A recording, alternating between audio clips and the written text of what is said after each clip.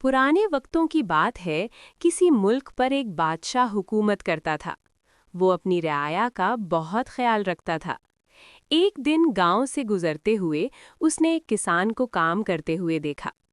उसने उस किसान से पूछा, तुम इस खेत से कितना कमा लेते हो?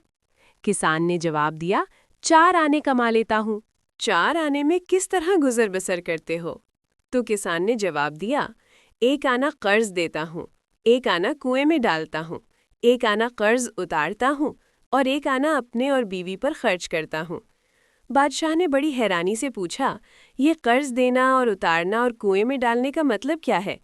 किसान बड़ी दानाई से जवाब देता है, 1 आना कर्ज उतारने का मतलब अपने वालिदैन पर खर्च करता हूँ, 1 आना कर्ज देने का मतलब अपनी औलाद पर खर्च करता हूँ, और कुएं में डालने से मुराद अल्लाह की राह में खर्च करता हूँ। बादशाह किसान की दानाई पर बहुत खुश हुआ और उसने किसान से कहा, जब तक मेरा चेहरा 100 बार ना देख लो, किसी को इस बात का राज ना बताना। अगले रोज बादशाह अपने महल में तमाम वजीरों से इस बात का जिक्र करते हुए उनसे ये सवाल करता है। कोई भी इस बात का जवाब नहीं देता।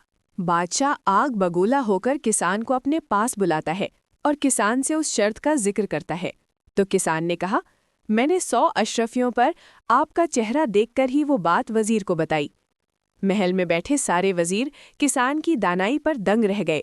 बादशाह ने किसान की इस दानाई को देखते हुए किसान को अपना वजीर मुकर्रर कर लिया और सारे फैसले और मशवरे उससे करने लगा।